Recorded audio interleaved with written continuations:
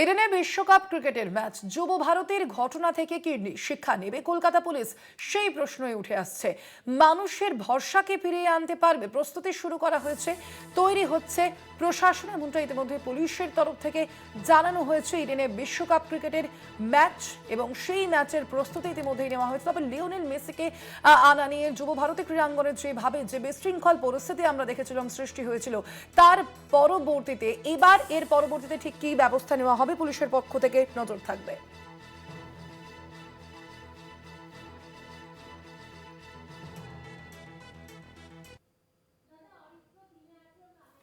আমরা নোট করেছি points and নিশ্চয়ই আমাদের তরফ থেকে সব কিছু অ্যারেঞ্জমেন্ট থাকবে অ্যান্ড সব যত স্টেক হোল্ডার্স আছে তাদের সঙ্গে আমাদের কোঅর্ডিনেশন থাকবে। আমরা আশা করছি আগেও ভালোভাবে হয়েছে এখানে, আমরা আশা করছি ভালো হবে।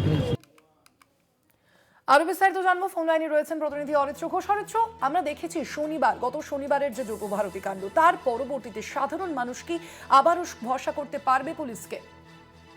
দেখো, বিষয়টা সেরকমই তো বলছেন কলকাতার পুলিশ কমিশনার। তার কারণ যুব ভারতী ক্রীড়াঙ্গনে মেসিকে নিয়ে আসার পরে যে ভয়ঙ্কর অবস্থা হয়েছিল, সেই ভয়ঙ্কর অবস্থার পরে স্বাভাবিকভাবে বিভিন্ন মহল থেকে প্রশ্ন উঠতে শুরু করেছিল যে আগামী বছর অর্থাৎ 2026-এ ইডেন গার্ডেন্সে বিশ্বকাপের বেশ কিছু ম্যাচ রয়েছে, সেই ম্যাচগুলো কি করা সম্ভব হবে এবং যুব ভারতীর কাছ থেকে শিক্ষা নিয়ে আগে ভাগে কি কলকাতা পুলিশ কোনো রকম ব্যবস্থা করবে।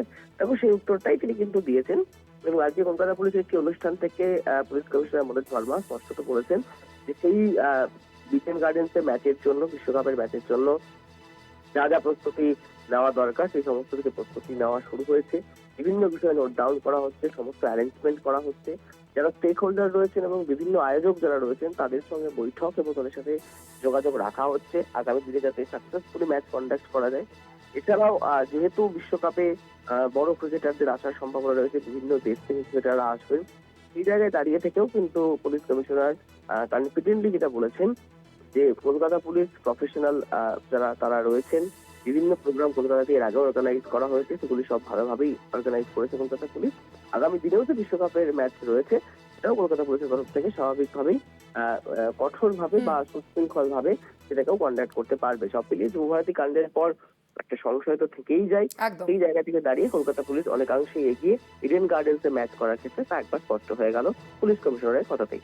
ধন্যবাদ অরিত্র।